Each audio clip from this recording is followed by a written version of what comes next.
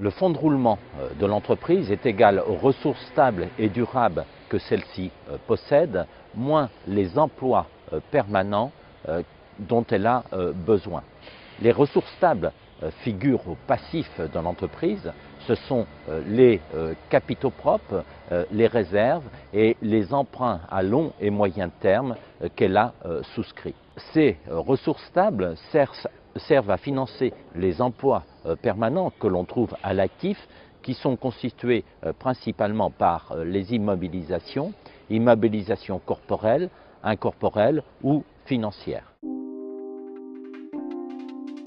Le besoin en fonds de roulement correspond aux besoins de trésorerie qui sont générés par l'exploitation courante. Ça veut dire qu'il faut financer les stocks, financer les comptes clients et qu'en contrepartie, le seul financement que nous avons à disposition, c'est le crédit fournisseur.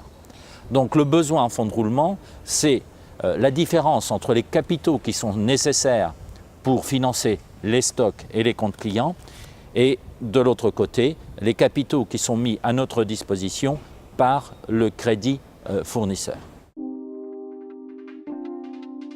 La capacité d'autofinancement, c'est ce qui va rester à l'entreprise en trésorerie, en disponibilité financière, une fois qu'elle a rémunéré l'ensemble de ses partenaires. Une saine gestion passe par une CAF qui est toujours positive, qui est toujours en amélioration d'exercice en exercice. Les ratios sont le résultat d'un calcul entre deux valeurs. C'est souvent une division entre deux éléments du compte de résultat ou du bilan qui permet de comparer ce résultat à des normes professionnelles ou à des normes par rapport à celles de l'entreprise dans le présent ou dans le passé, et ainsi de déterminer les points forts ou les points faibles de l'entreprise.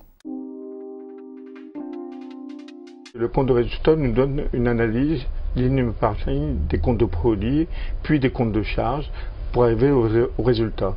Alors que les soldes intermédiaires de gestion nous donnent le produit, duquel on enlève les charges d'approvisionnement pour arriver à la marge brute, duquel on enlève les services extérieurs pour arriver à la valeur ajoutée, puis ainsi de suite à l'excédent brut d'exploitation, au résultat de l'exercice et au résultat d'exploitation, puis au résultat de l'exercice. Donc c'est bien une analyse par étape qui nous permet de déterminer à quelle étape l'entreprise est performante ou à quelle étape l'entreprise est moins performante.